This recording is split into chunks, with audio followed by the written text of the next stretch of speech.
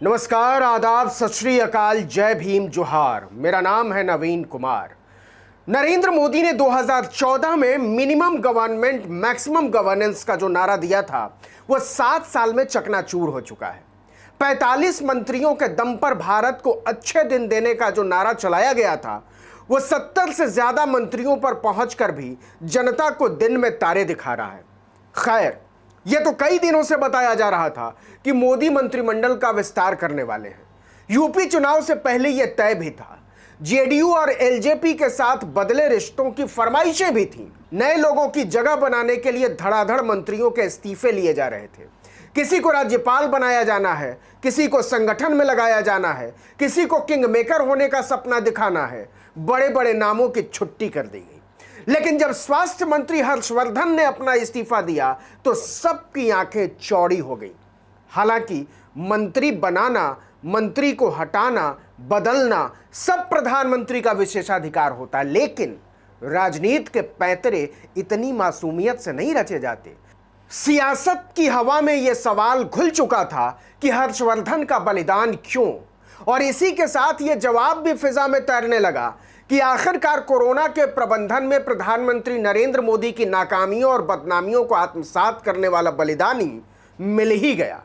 अगर आपको याद हो तो कोरोना की दूसरी लहर जब भारत में कोहराम मचाने को आ रही थी तो प्रधानमंत्री नरेंद्र मोदी मास्क उतारकर बंगाल से तमिलनाडु और असम तक हजारों लोगों का मजमा जुटा रहे थे। अपने सामने सोशल डिस्टेंसिंग की धज्जियां उड़ते देख रहे थे। जहां 5 लोगों का जुटान भी सभ्यता के लिए विनाश की कहानी लिख रहा था, उस हाहाकारी दौर में नरेंद्र मोदी एक एक दिन में 5-5 रैलियां कर रहे थे। दीदी ओ दीदी कर रहे थे। दीदी ओ दीदी, दीदी ओ दीदी। दरअसल मोदी ममता बनर्जी का ही मजाक नहीं उड़ा रहे थे, देश के लोगों की तरफ बढ़ती चली आ रही तबाही का भी मजाक उड़ा रहे थे। उन्हें देश के हालात की साफ ही हवा नहीं थी। जब सारी दुनिया के राष्ट्राध्यक्ष शानदार चिकित्सा व्यवस्था के बावजूद अपने नागरिकों के लिए ऑक्सीजन का इंतजाम करने में हलकान हुए जा रहे थे, दवाइयों और अस्पताल का इंतजाम करने में परेशान हुए जा रहे थे, टीके का बंदोबस्त करने में जान लगाए जा रहे थे, तब अपने वाले प्रधान जी कोविड के खत्म होने का ऐलान करके मस्त चुनावी रैलियों का मजा ले रहे थे। नतीजा यह हुआ कि ऑक्सीजन, अस्पतालों, बिस्तरों, दवाइयों और डॉक्टरों की छोड़िए, शमशानों में लाशों को रखने की जगह कम पड़ गई। देश लाशों का टीला बनता जा रहा था और मोदी को रैलियों, सभाओं से फुर्सत नहीं थी।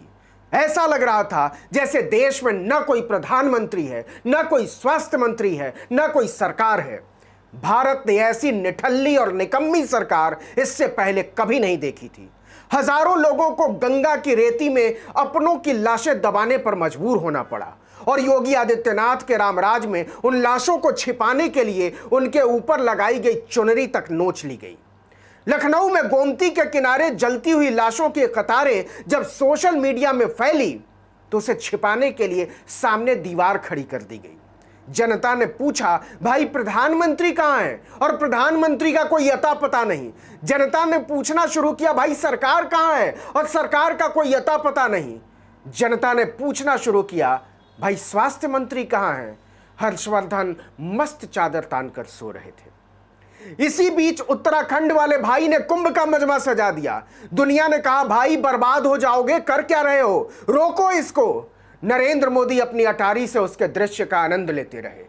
उनकी छवि एक ऐसे कायर प्रधानमंत्री की बन चुकी थी जो मानव आपदा के समय में भी परंपराओं का जाल तोड़कर कोई लकीर नहीं खींच सकता। मोदी की बदनामियों, नाकामियों और कमजोरियों को छिपाने में भारत के टीवी चैनलों और अखबारों ने कोई कसर नहीं छोड़ी थी, लेकिन दुनिया के अखबारों ने पोल पट्टी खोल दी। वॉशिंगटन पोस्ट से लेकर न्यूयॉर्क टाइम्स और ऑस्ट्रेलिया के फाइनेंशियल रिव्यू तक ने मोदी की विराट छवि की धज्जी उड़ाकर रख दी। ब्रिटेन के मशहूर लांसेट जर्नल ने लिखा, ऐसी महामारी में जनता को अपने हाल पर छोड़ देने की मोदी की गलती माफी के लायक नहीं है। एबीपी न्यूज वाले मोदी को विश्व गुरु साबित करने पर आमादा थे, लेकिन उसी एबीपी समूह के कोलकाता से छपने वाला अंग्रेजी अखबार द टेलीग्राफ रोज मोदी की कलई खोलता रहा, उन्हें अक्षम और अराजक बताता रहा। लेकिन 19 मई को तो उसने पारुल खक्कर की कविता शव वाहिनी गंगा को ही जस का तस छाप दिया अंग्रेजी में और हेडलाइन लगाई, मां गंगा ने बादशाह को नंगा कर दिया है। नरेंद्र मोदी का तिलिस्म वैश्विक तौर पर तहस नहस हो चुका था। हम विपक्ष और जनता की बात यहां जाने देते हैं। खुद बीजेपी के विधायक और सांसदों ने चिट्ठी लिखकर कहा कि हम जनता की मदद करने में नाकाम हो चुके हैं। नरेंद्र मोदी जनता के सामने आने तक से कतरा रहे थे। 1.5 महीने की तबाही और मौत के तांडव के बाद वो सामने आए तो भास्कर ने हेडलाइन लगाई, 42 दिन बाद भय प्रगट कृपाला। जाहिर सी बात है, नरेंद्र मोदी की 7 साल की छवि को कोरोना ने धो पोंछ कर रख दिया और उसके सामने रख दी एक ऐसी मूर्ति जो भाषण तो लच्छेदार दे सकता है, लेकिन संकट के समय में वो जनता के किसी काम का नहीं। और तभी से कहा जाने लगा कि मोदी की इस खंडित छवि के लिए हर्षवर्धन का गला नाप दिया जाएगा। इंडिया टुडे ने कवर पेज पर मोदी के नाकाम हो जाने का ऐलान कर डाला।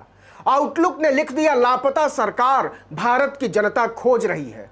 फ्रंटलाइन ने लिख दिया, गाल बजाने वाले काम करने के समय गायब हो गए। नरेंद्र मोदी की महापुरुष के तौर पर 7 साल से की जा रही ब्रांडिंग और मार्केटिंग शीशे की तरह टूटकर बिखर चुकी थी।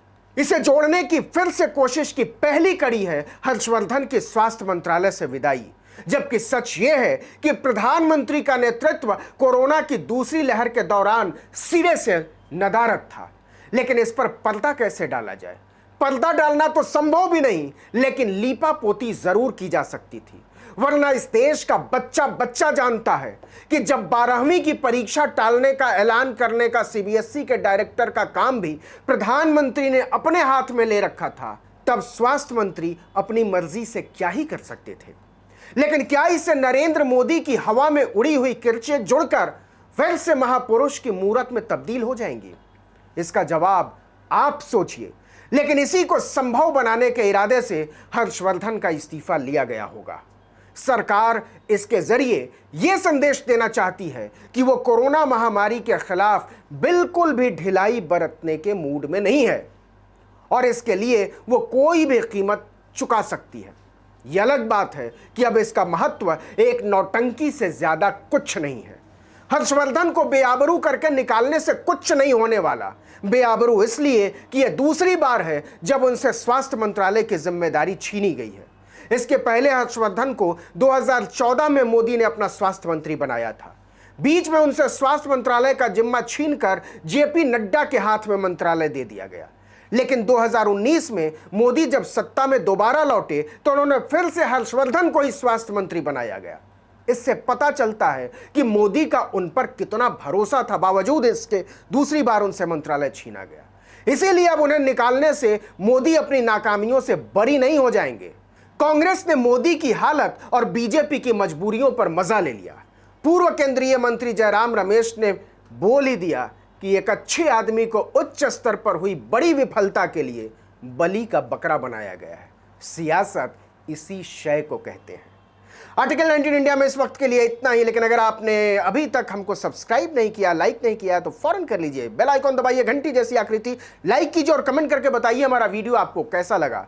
यूट्यूब पर हमें सब्सक्राइब कीजिए और फेसबुक पेज पर जाकर लाइक कीजिए, फॉलो कीजिए। नमस्कार।